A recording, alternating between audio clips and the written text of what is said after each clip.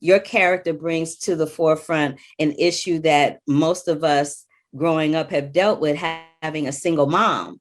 And I don't think we celebrate them enough. And this particular okay. So what are your thoughts about celebrating single moms? Because they're like the unsung heroes of the family.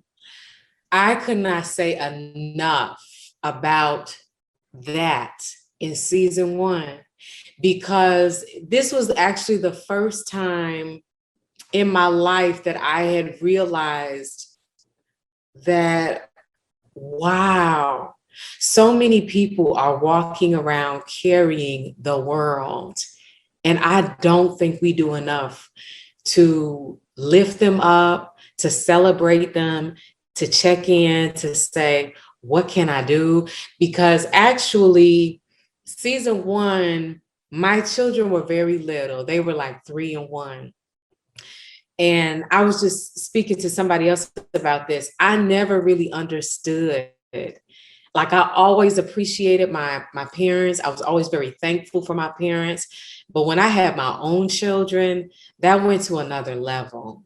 And this is the thing that will constantly blow my mind. I'm married, and I would be breastfeeding my first son, and my daughter at that time, my youngest wasn't born, but I have an older daughter. So when my husband would take her to school and come back with a coffee drink in his hand, I would be like, oh, so you stopped? You stopped and did something? I've been waiting for you to get home to relieve me because I've been with this baby all night. My sleep has been broken up. You better come through the door and get this baby. Don't take no stops. Right? You're going to take a pit stop. You're going to do an errand on the way home. No, I'm waiting for you. And the thing that I would constantly think about is the fact that if you are a single mother, relief is not walking through the door. It's you all the time, you. And so many of us can relate, however you are parenting, whether you have help or not, you are just constantly pouring, you're pouring, you're pouring. You need a moment of reprieve so that you can restore yourself, so that you can have something else to give out. So as I was parenting, I could not imagine what it would be like to know that you're always on the back burner. There is no, can you take the kids to the park so I can do this? So I just couldn't fathom that. So it made me realize, for my own parenting, to be quite honest, my mother and my father did not stay together. So in my house, though I had a very present father, it was just my mom in the house. And it was 3 of us. So I look back and I think, as children, we could never celebrate her for all of the hours she sold into our life. There is no, the best you can do is be the best person you could be to honor all of that labor. So I 100% agree with you. And during season 1, that's all I could talk about. That here you have this woman doing the best she can, and the skill set that she inherited it didn't have really sharp tools in there. She did not come from the best parenting. So she was working out of her imagination of what she believed a human being deserved. So I tip my hat. I really do. I really do. Look at you. That was such a beautiful, thought out answer. I couldn't have asked for a better answer than that. Get it, Alana. Get it, girl. Thank you. Thank you so much. Thank you. Yes. One other thing that I wanted to talk to you about, we have this kind of sort of very slight Me Too storyline happening with Gloria on her job.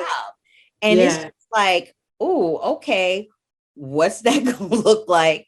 And how are we going to deal with that? Do we feel that as much as Gloria was scratching and clawing and biting, trying to do better, trying to get things that were better, trying to be better for her boys, do we think that made her slide into a place where it's going to be really difficult for her to get out of it?